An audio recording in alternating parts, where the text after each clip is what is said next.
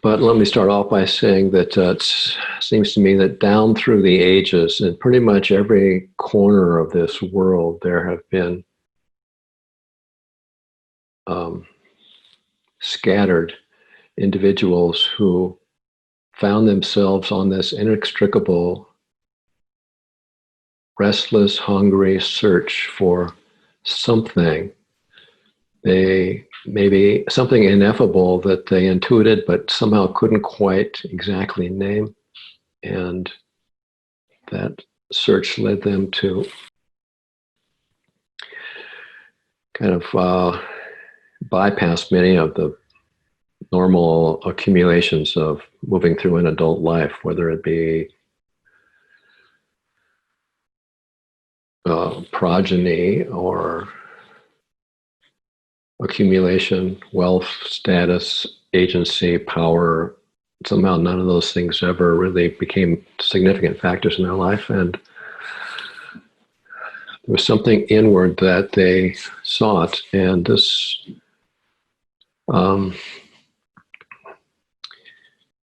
through most religious and spiritual traditions in the West, this search for liberation, for awakening, for enlightenment, for oneness, for wholeness, is often characterized in most Western religious and spiritual traditions as something that is the domain after you leave this body. After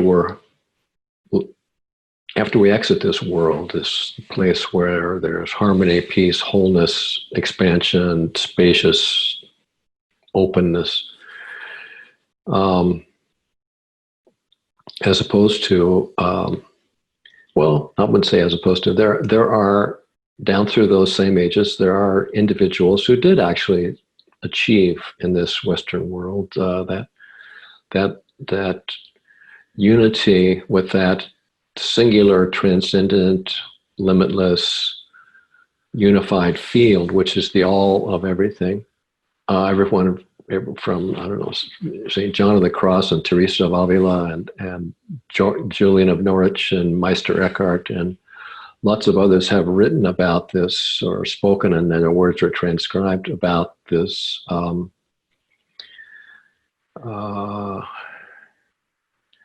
living unity with the Godhead, the great all of everything.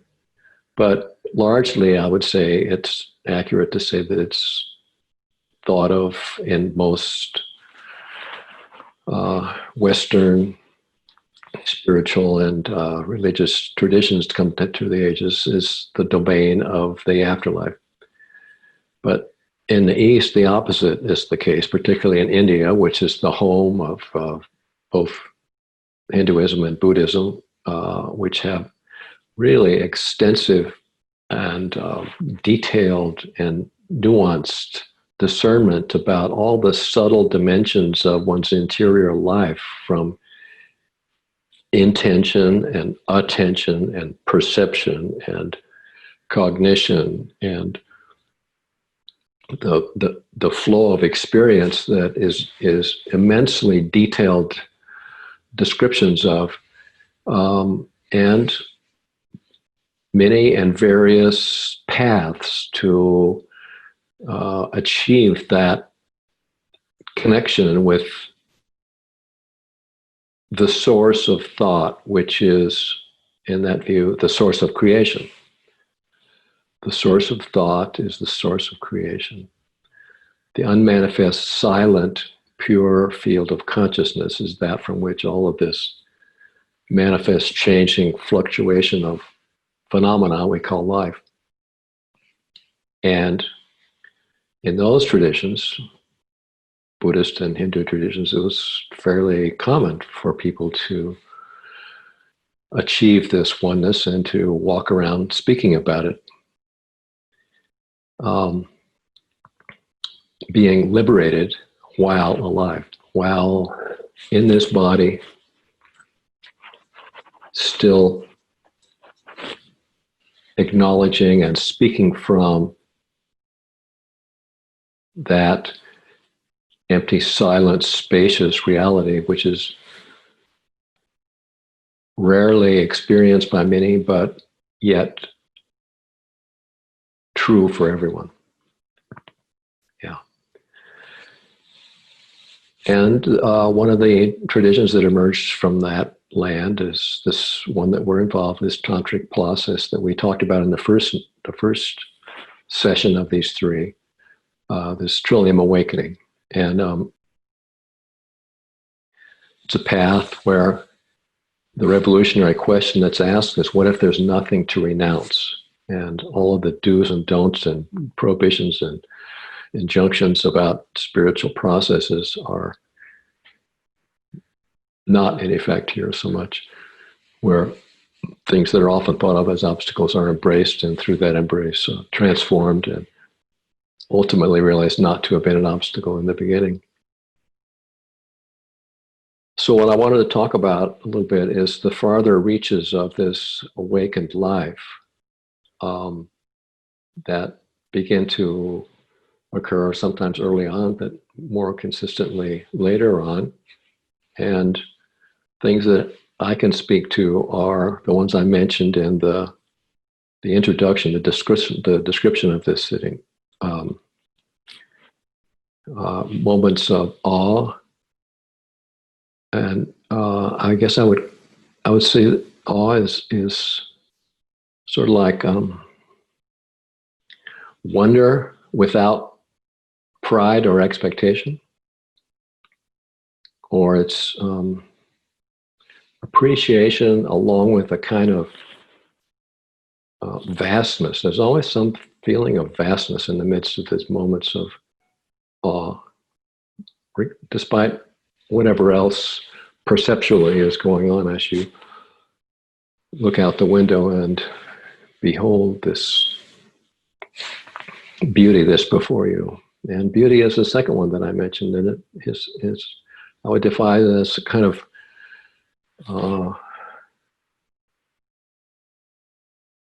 visually or emotionally pleasing. I guess it pretty much everyone can come up with their own definition of what these various things might be, but they all seem to me. Well, now that I'm thinking about them, gratitude feels like being thankful for something that occurred, which is more than you could have expected. This awakened life also, I feel, is an intimacy, is a integral part of it. One of the things that distinguishes this awakened life is the non-separateness, that you're still recognizable to yourself and to others, and yet, even though you can allow that you are distinct, you're not separate from anyone or from anything. There is a continuity of being, which is apparent, which is just a knowing reality day in and day out. And there's a kind of fundamental wellness I mentioned, which is, to me, feels like radiance or wholeness or soundness, I guess we could say. So I'm wondering, for some of you that have been on this for a while or on a spiritual path for a while, are there words or qualities that seem to imply a growing inner liberty or spaciousness or ease or connectedness that are other than awe, beauty, gratitude, intimacy, or fundamental wellness? How does it feel to you that this reality presents itself to you? How does the world present itself to you when it's in its fullness?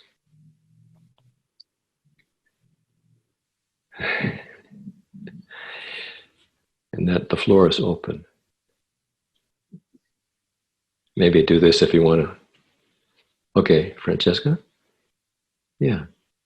So I'm not sure exactly how this relates, but I've had quite a few experiences where I've been out in a public place like a shopping mall or that sort of thing, and I'll look at someone and I'll think, well, that's me. Just that feeling of, oh, there I am. Yes, so there is this, that's another manifestation of this growing inner liberty, that the constrictions and the boundaries and the splints and the shields and the armor that we carry around from these decades of living in the world where wounding is common start to loosen up and fall away, and things just sort of come out unexpectedly. And often they're useful, and sometimes they're not so useful. And we sometimes find that we need to make amends. Does that sound familiar to anybody? And often that's difficult for people. Saying I'm sorry is a challenge for a lot of people, but it's usually, if I go into it with them and we're having a deep discussion about this, it has a lot to do with their their identification with their thoughts and feelings more than with their self, their wholeness. And so they feel like when they're apologizing for something they've done, it's like apologizing for who they are, which isn't really what's happening. So as that limited self-definition starts to broaden, it doesn't feel like it's such, the stakes are so high to make an apology to someone, because you're not having to disown who you actually are in order to do that. And there are some people, myself included, who spend a lot of their life doing the opposite of that, for whom apology and placation and agreement is second nature. And the thing that's the challenge to find is the ability to stick up for yourself, because sometimes that's called for in certain circumstances where there's a disagreement and your highest mutuality is required to hold yourself and hold the other, knowing they are really not separate, and feel and acknowledge the apparent tension. Yeah. In those circumstances, there are times when as Sandra Glickman said to me, and has over the years a number of times before I finally got it, when boundaries are no less sacred than connections. I can't tell you how many times I heard that from her. Steve, boundaries are no less sacred than connections. Remember when I told you that 5 years ago? Yeah, because there are circumstances when a place of disagreement or disjointment occurs, and yet somehow there's a way in which speaking your truth and not denying that is what's called for. Yeah. So do you find, if there's any people pleasers in here, do you find it's easier to stick up with yourself as the years go by, and you're more free of your conditioned existence? Does that find that's happening? Yeah. So what other things might you guys come up with that might be symptoms of this growing inner ease and wholeness, and what we might call liberty, being liberated here in this dual conditioned world while you're still in this definable vehicle? You're still somewhat this John character or this Francesca character or this Steve Boggs guy. And yet there's something else which is formless and unchanging and utterly fluid. And although it appears to be a wave, it's actually the ocean. Yeah.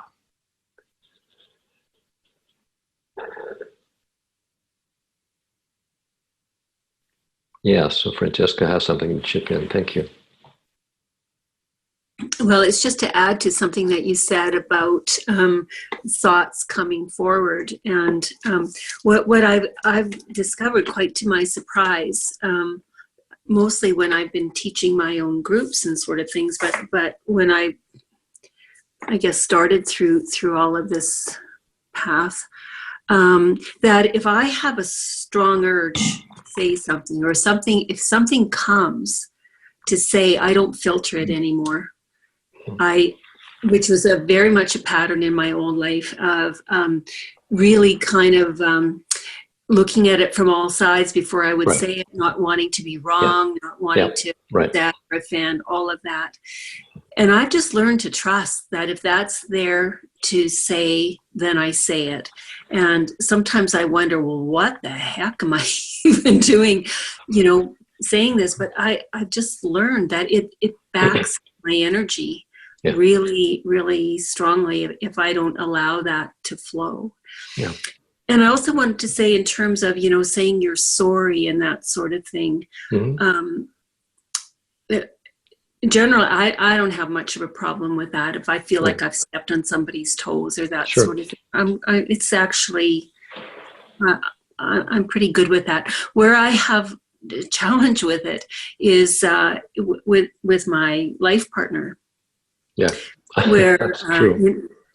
Where there's this battle for domination a lot of times. Yeah. And that's our particular thing that we do. I guess we're not alone by the nodding of the heads. Oh yeah. And so sometimes I think you should say you're sorry for that, Francesca. And I think, hell no, I'm not. I'm not saying sorry for that, because then that just puts me on a more of a down place in the hierarchy of trying to even things out. So I'm aware of that. I imagine that'll get sorted out at some point. Yes, it will. I'm also, being 45 years into married life, aware that your intimate partner is really uniquely empowered to lift you up and to cast you down. Both are because the roots of your two trees that stand side by side are so entwined and so enmeshed in each other that there's more amperage that flows back and forth in all our communications with long time partners. Yeah. It's the postgraduate research in human beingness. Yeah, thank God for relationship. Hey? Yeah. I'll just say one more thing. I had this teacher one time, and he said, "You think you're enlightened? Go home and spend a weekend with your family." Right. Yeah. See how you do. Okay. Yeah, Bobby. I just wanted to add something to what Francesca said, because I'm at the point, I've only been with my partner for 5 years, so that's a very short time. Yeah. But I've learned probably more in this 5 years than I have the rest of my life about a relationship.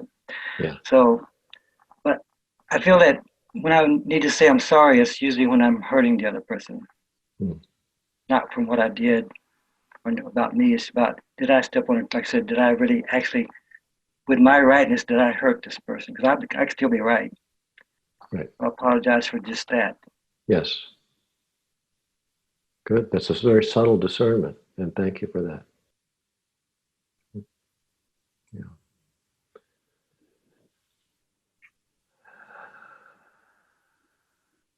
Anything else that anyone has that might want to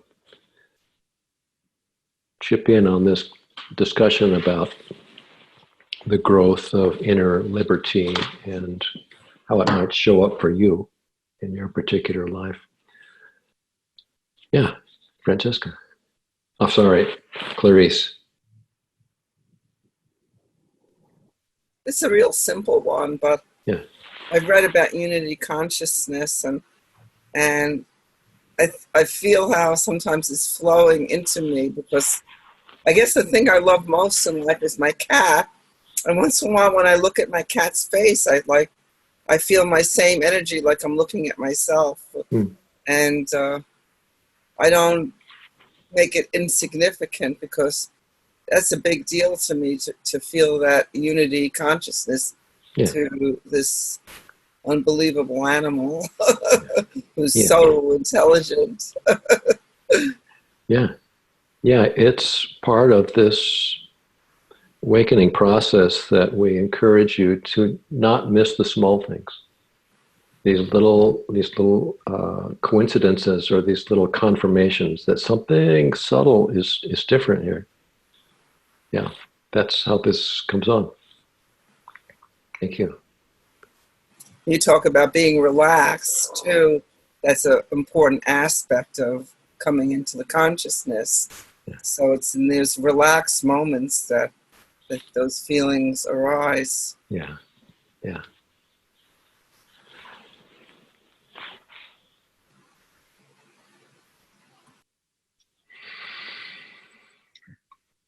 John. Yeah, I missed a lot of your talk. I got disconnected there, and I picked up the very end of it, but at the very end of the first part, and I rejoined just recently. But like one thing, talking about just letting it fly, as far as I'll just speak to an experience I had. So basically, like a lot of my stuff comes up in the work environment, and so like last Thursday after we had our meeting, we had a meeting, and basically, the boss made a policy which, in my experience, isn't necessarily the best policy. Yeah. And in this case here, I think it was more of, there's that saying, would you rather be right or happy? And in a way, right. For me, I more or less came into an area of acceptance, basically, where it really wasn't that important for me to really get my way. I think sometimes there's a discernment to, it's not really important in the big picture about getting your way, because you can keep on fighting it, that's not really right, and this is the way it should be. But sometimes it's better just to let things be, I think, and instead of making a battle out of it, right. Because that's more or less, I think the acceptance is a big piece of living in your truth, and it's not all about you either, kind of thing. Right. Yes. And I would say that acceptance arises out of a larger inner capacity to hold the tension of the situation and not need it to be this way rather than this way. Yeah. And yet you can just be with. Yeah. Nice.